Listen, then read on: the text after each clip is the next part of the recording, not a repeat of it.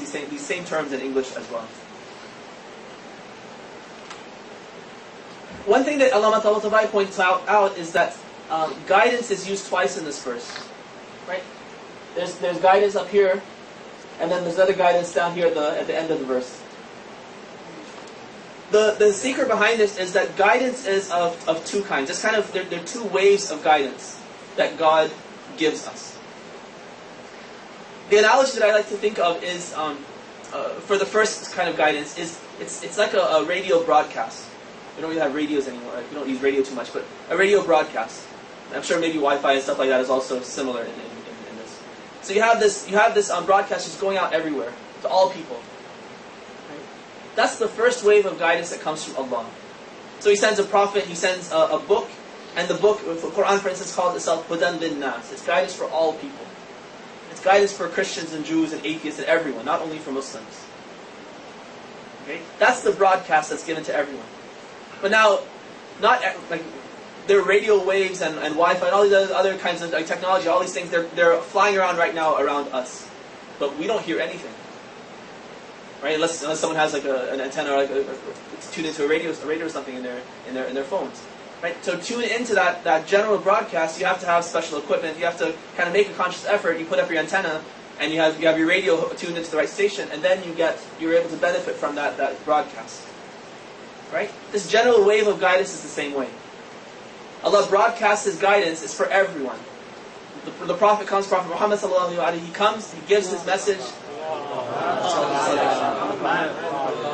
He comes here with His universal message to everyone, all people, regardless of race and all these other divisions that we have. You all have to believe in one God, believe in the Prophet, and believe in all these other beliefs. Follow this law, and then you will achieve salvation. It's a general piece of guidance for everyone. Now those people who tune in, who say, okay, I accept, I believe, La ilaha illallah Muhammadur Rasulullah, they become Muslims, they're the ones who tune in. Now a second wave of guidance comes to those people, right? Also through the Quran, also through the Prophet, but now it's special guidance for these people that have tuned into the first message. Now their life becomes a whole life full of guidance, where Allah is personally and through all the systems that He has in place, He's increasing their guidance. يَزِيدُ اللَّهُ الَّذِينَ اهْتَدَوْا هُدًى. And those people who do ihtada means to seek, to attain guidance. That first broadcast that went out, those people who received that first guidance, Allah increases them in guidance throughout their lives. It's a continual process. And so this refers to like the things that Allah makes happen in your life. He finds you the right book at the right time to answer your questions. You listen to the right speech at the right time that answers the questions that you have. You have the right kinds of experiences in your life. Right, you ask the right questions at the right time. Like these things that are like Andrew was referring to yesterday. We call it coincidences in our lives. Right, these things that happen just at the right time. Things are orchestrated properly so that we can advance ourselves.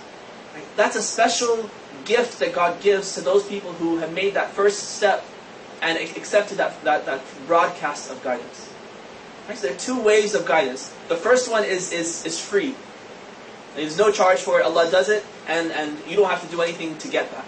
It's there for everyone to access. The second wave of guidance only comes if you take the step to accept that first broadcast.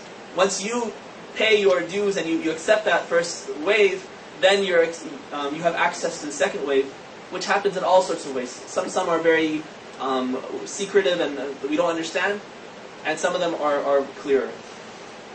Right? So these are two levels of guidance that we have. And we should be aware of them because we can continuously achieve our guidance. We say Ihdina as-sirata al-mustaqim on a daily basis. Right? We shouldn't think that we're already there. We're Muslim, we're Shia, so we're already there. I already have guidance and I'm set. That's not the case. It's a continuum, and we should realize that it is a continuum. You can constantly achieve more and more guidance. Right? The process of like Sirat al-Mustaqim, think of it more as a journey towards the path, rather than already being on the path and now just traveling on cruise control. Right? We're constantly trying to get closer and closer to this path. We may never get there, and that's not so important as the fact that we constantly get closer and closer. If we're constantly in a process of increasing our knowledge, increasing our good deeds and our character and so forth, then we're on the right path.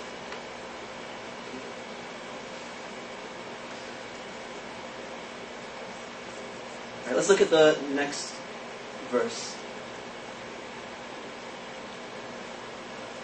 وَإِذْ قَالَ, this is chapter 61, verse 6. This is in Surah As-Saf. وَإِذْ قَالَ عِيسَى بْنُ مَرْيَمَ يَا بَنِي إِسْرَائِيلَ إِنِّي رَسُولُ اللَّهِ إِلَيْكُمْ مُصَدِّقًا لِمَا بَيْنَ يَدَيَّ مِنَ التَّوْرَاةِ وَمُبَشِّرًا بِرَسُولٍ يَأْتِي مِنْ بَعْدِ اسْمُهُ أَحْمَدُ فَلَمَّا جَاءَهُمْ بِالْبَيِّنَاتِ قَالُوا هَذَا سِحْرٌ مُبِينٌ. And remember when Jesus, son of Mary, said, O children of Israel, I am God's messenger to you, confirming the Torah, which came before me, and to bring the good news of a messenger who will come after me, whose name is Ahmad. Yet, when Ahmad brought the children of Israel clear proofs, they said, this is plain magic. We see a lot of repetition in these verses. Right?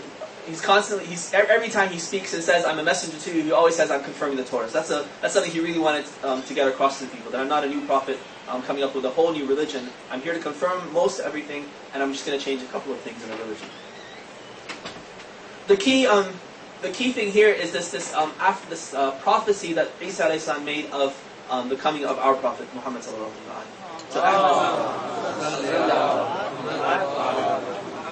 Right, so Ahmad here, that's mentioned in this verse, is another name of our prophet Muhammad.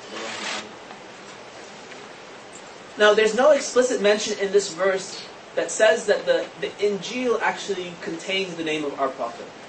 If you pay attention to the verse, all he says is, I'm here to bring you the good news of a messenger who will come after me, whose name is Ahmad. Right? But this verse doesn't explicitly say that the name of Ahmad and the prophecy of his coming is in the Bible. He could have said it as, what we call like the Sunnah.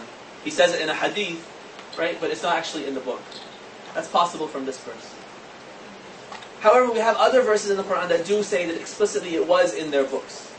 And so let me share those verses with you as well, because this is a big bone of contention between us and these past religions. We make this claim, the Quran is making this claim, the Christians say, no, where is that? It's not in our book. Right? We say it's not in your book because it's been changed, it's been taken out. They say, no, it's not in our book, and you all made it up. So it's a big point of debate between us and Christians, and then also between us and Jews, because we believe there were prophecies of all of these prophets, of Isa a.s. and of our prophet in the Torah. Right? But it's not to be found there anymore. So let's look at these other verses that do explicitly mention the coming of our prophet. One is in Surah Al-A'raf, chapter 7, verse 157.